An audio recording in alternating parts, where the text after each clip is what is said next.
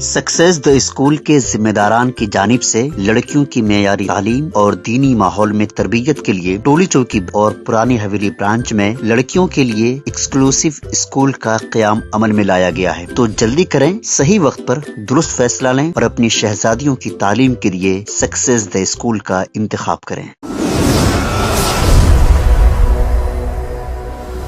सच news के खबरनामे में आप सबका इस्तकबाल है। आज की सबसे बड़ी खबर यूपी से आ रही है, जहां पर दहेज में नहीं मिली फॉर्च्यूनर गाड़ी और 21 लाख रुपए, तो पति ने घरवालों के साथ मिलकर कर दी बीवी का हत्या।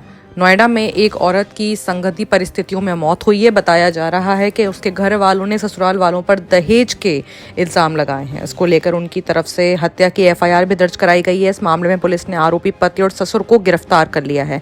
आपको पूरा मामला बताते हैं। ये मामला नोएडा में एक औरत की मरी हुई डेड बॉडी का आ रहा है। परिवार वालों का इल्जाम है कि ससुराल वालों ने दहेज की मांग पूरी नहीं होने पर उसका कत्ल कर दिया है। मरने वाले के भाई की शिकायत पुलिस ने पति, ससुर, सास, ननद और 2 जेठ के खिलाफ दहेज का मुकदमा दर्ज कर लिया, जिसके बाद पति और ससुर को गिरफ्तार कर लिया गया है। बता दें कि दिल्ली की रहने वाली करिश्मा की शादी 4 दिसंबर 2022 को खेड़ा चौगानपुर निवासी विकास के साथ हुई थी। करिश्मा के भाई दीपक का कहना है कि शादी में गाड़ी के साथ 11 लाख रुपए और सोना समेत बाकी कीमती सामान दहेज में दिया गया था।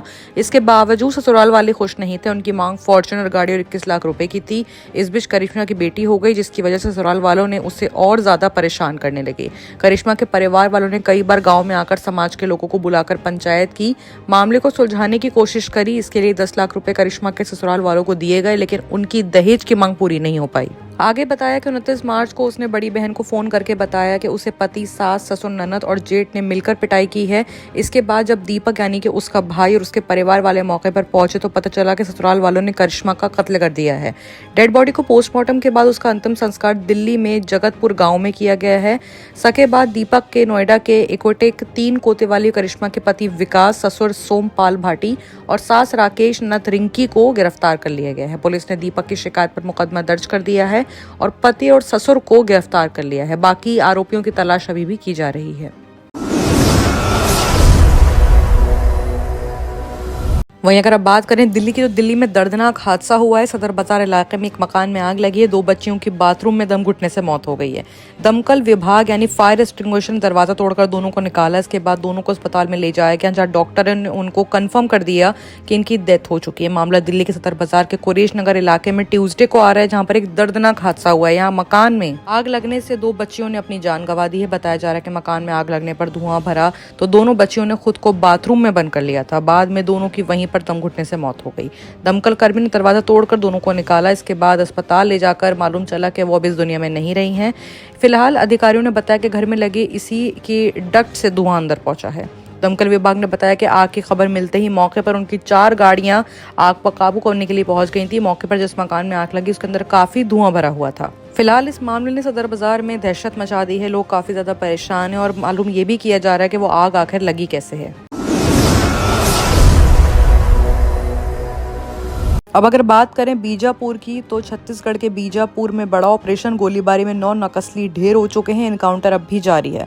छत्तीसगढ़ के बीजापुर में सुरक्षा बलों नक्सलियों के बीच एक बार फिर से मुठभेड़ हो गई है। मुठभेड़ में 9 नक्सली ढेर हो गए। इसके अलावा कई घायल लोगों की भी खबर आ रही है। सुरक्षा बलों की टीम बीजापुर जिले में नक्सल गंगालूर इलाके में निकली थी। इसी दौरान सुरक्षा बलों की नक्सलियों से मुठभेड़ हो गई। बता दें कि बस्तर में पहले ही मौके पर 19 अप्रैल को वोटिंग्स होंगी। जानकारी के मुताबिक छत्तीसगढ़ में सुरक्षा बलों ने नक्सलियों के खिलाफ अभियान छेड़ा हुआ है। इसी अभियान के तहत सुरक्षा बलों की टीम बीजापुर जिले में नक्सल प्रभावित गंगालूर इलाके में निकली थी। इसी दौरान सुरक्षा बलों की नक्सलियों से मुठभेड़ हुई है और इसमें काफी खूनम खच्चर हुआ है।